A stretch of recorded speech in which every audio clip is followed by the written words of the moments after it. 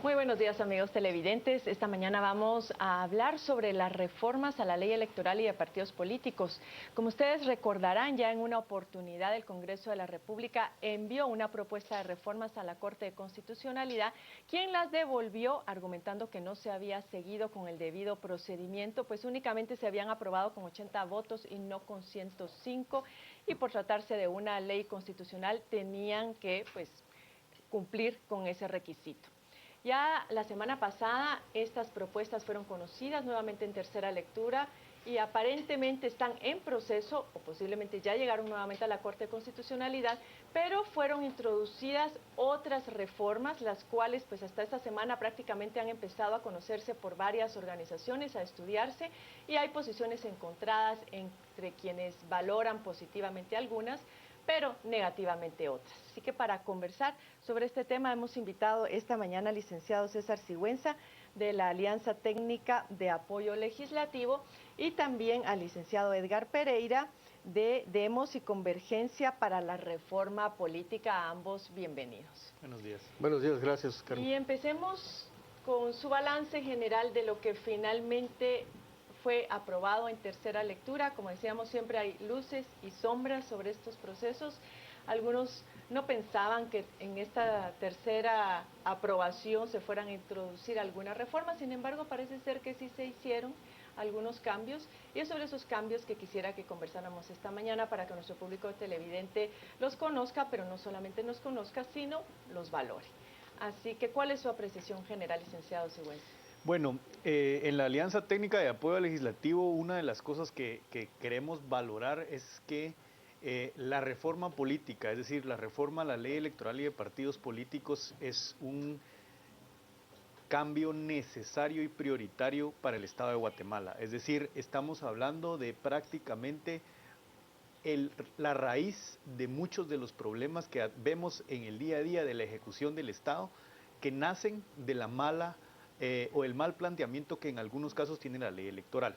En ese sentido, nosotros creemos que tomando en cuenta la gran relevancia que tiene la ley electoral, la reforma que recién se aprobó en el Congreso de la República, aunque tiene aspectos positivos que los podemos platicar, todavía merece un análisis y todavía está a tiempo de ser reformada a fin de que atienda los, aspectos más profundos a cambiar. Y eso también se empata con que la reforma, dado que se aprobó muy cercano a que terminara, de hecho, solo la primera fase de la contienda electoral, no recoge muchos de los problemas evidenciados y las lecciones aprendidas en este proceso. Para los que hemos estado en la discusión de la ley electoral, sabemos que la oportunidad política de una reforma electoral es corta. Entonces, hacer una reforma a esta ley que ha costado tanto, sin atacar los problemas de fondo, creemos que es perder una gran oportunidad. Ahora, antes de que hablemos sobre los tiempos, porque hay quienes argumentan que la reforma debe de hacerse ahorita y que pese a las debilidades o a esas sombras que tiene la ley, se gana y se da un paso adelante en varios sentidos. Quisiera que habláramos primero de la parte positiva. ¿En qué temas considera el licenciado Pereira que sí avanzamos? Y luego vamos ya a los aspectos negativos. Bien, en lo positivo para nosotros está el tema del fortalecimiento del Tribunal Electoral, está el tema del financiamiento de campañas, está el tema del financiamiento de los partidos también, aunque eso hay que analizar, no está muy claro, hay muchas cosas que revisar. El tema de la participación de mujeres y pueblos indígenas, que también consideramos que es importante que estén mejor representados. Y la deuda que tiene esto es la democratización interna de los partidos. Ahí todavía hay muchas cosas que posiblemente haya que mejorar. Sin embargo, valoramos que hay cosas importantes. Por ejemplo, con algunas enmiendas que se hicieron, que los partidos no puedan presentar candidatos donde no tienen organización partidaria, que el que va a ser candidato por un departamento tenga un año de residir en él. En fin, ese tipo de cosas son positivas. Y pensamos que el momento político no coincide a veces con los momentos técnicos, es decir, técnicamente se puede ir a profundizar más, pero políticamente este es un momento oportuno, Ahora, por la coyuntura. ¿qué cambios se introdujeron respecto a la primera propuesta que había sido enviada a la Corte de Constitucionalidad.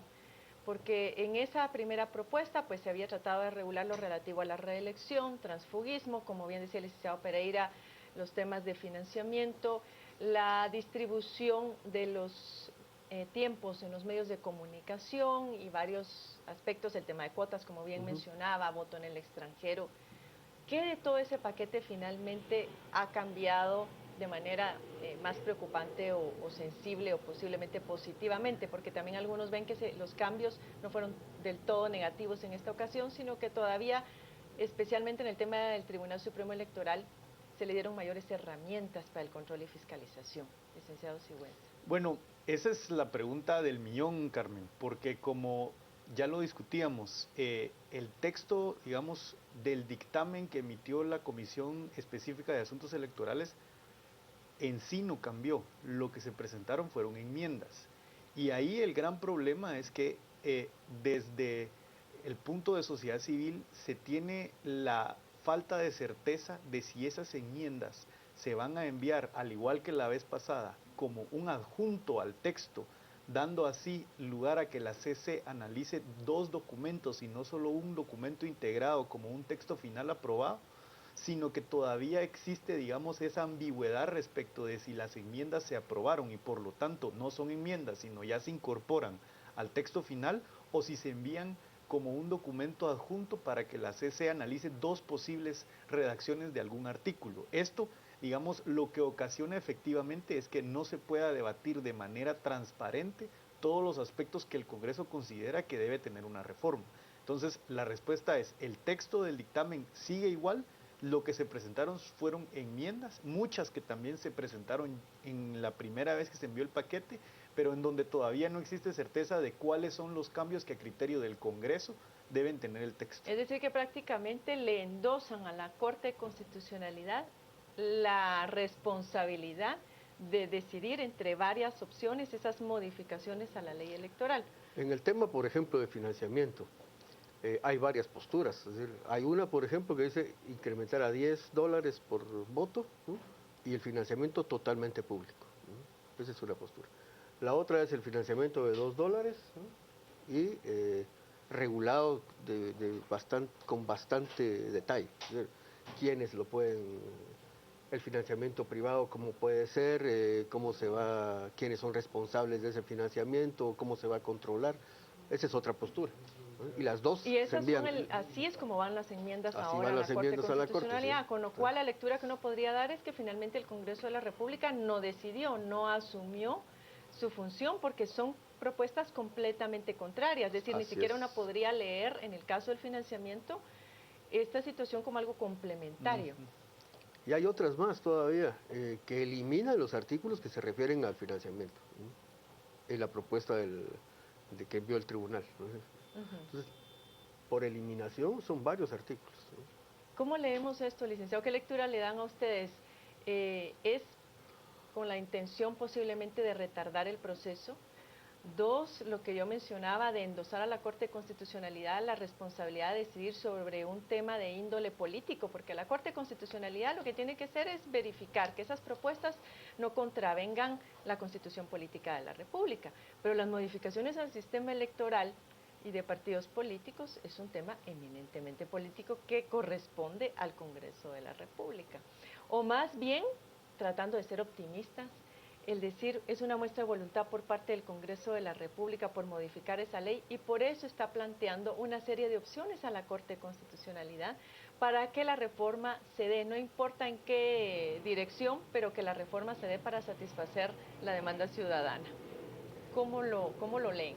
Bueno, yo creo que sí fue desatinado del Congreso no enviar un texto único, si es que así se envió, que es lo que tenemos el conocimiento que así se fue, digamos, con las enmiendas como lo teníamos, porque al final es responsabilidad y deber del Congreso hacer las reformas y llegar a los acuerdos necesarios, o no llegar a los acuerdos, digamos. Entonces, lo que yo observo es que el tema de la ley electoral como es tan importante y se ha mediatizado tanto, los diputados no quisieron entrar dentro del seno del Congreso a hacer los acuerdos, las discusiones, los debates necesarios. Si uno revisa el diario de sesiones del Congreso, uno ve que se han pasado las reformas prácticamente de una manera en la que no hubo discusión en el Congreso. Es decir, esta legislatura fue muy así, que es que no hubo debate en el Pleno, pero en este caso todavía es más preocupante. Entonces, la impresión que a mí me da es que quieren dejar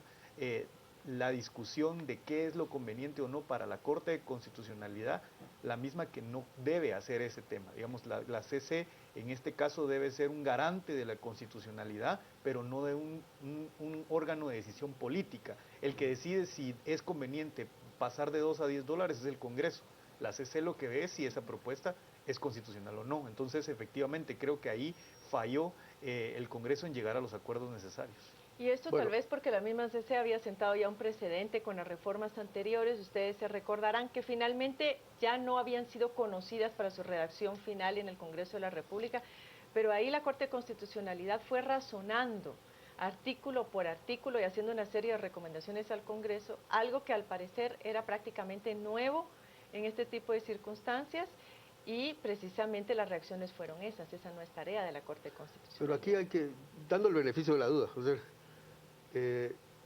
todas las enmiendas que llevan, la Corte se tendrá que pronunciar si son constitucionales o no son constitucionales, ¿no? Regresan al Congreso.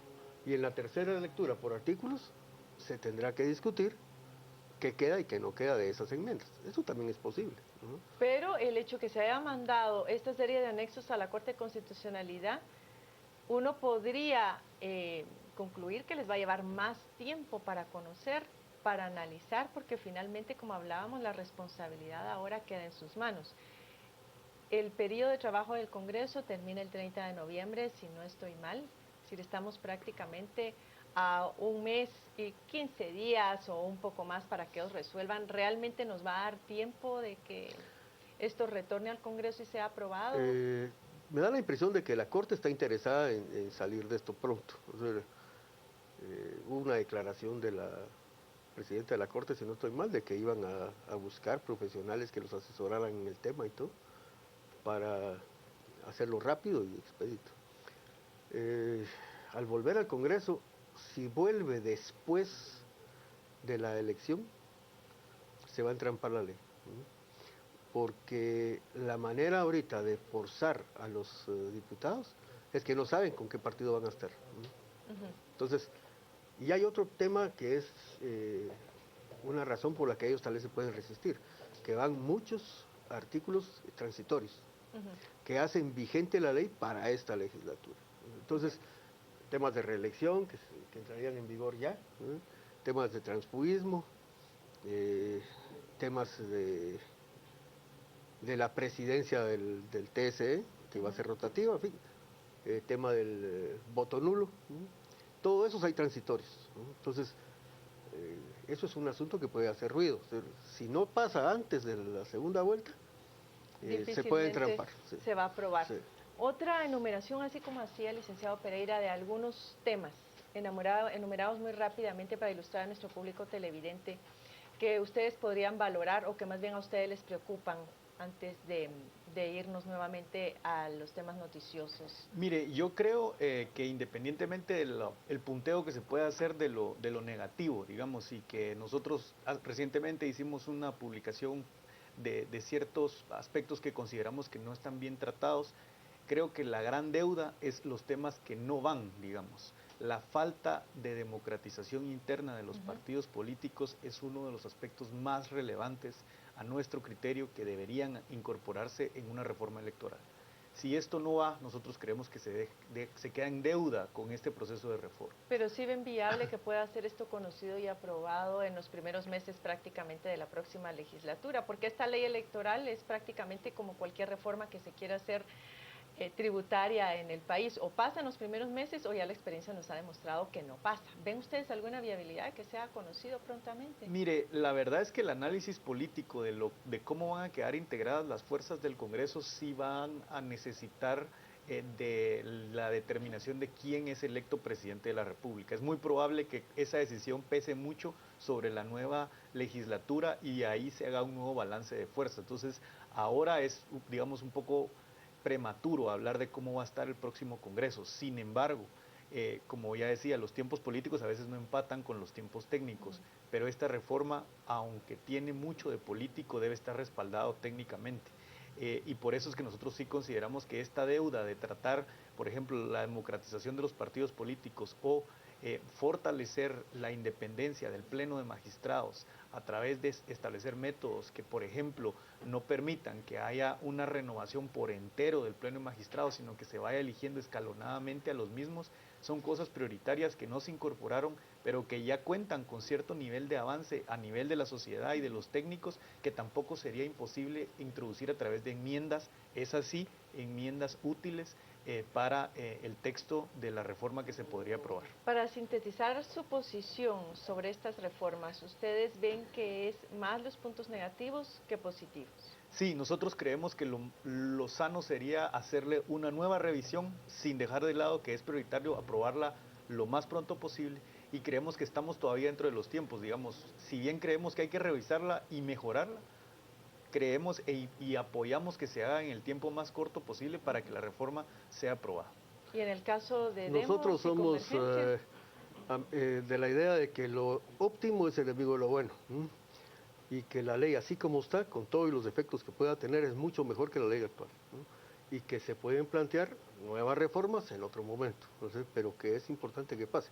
En cuanto a la democratización de los partidos, entre las enmiendas van bastantes que fortalecen en ese sentido que la tal vez no son democratización. las ideales, pero Pero, ustedes creen pero que sí, podría. nosotros pensamos de que esto puede ayudar bastante a que la democracia se fortalezca en el corto plazo. Por supuesto, hay otros países que inmediatamente después de la contienda electoral se plantean de nuevo nuevas reformas, y eso podría hacerse aquí, pues, es decir, no porque... Para irlas haciendo perfectibles. Exactamente. Bueno, a ambos muchísimas gracias, licenciado Sigüenza y al licenciado Pereira, por habernos acompañado esta mañana.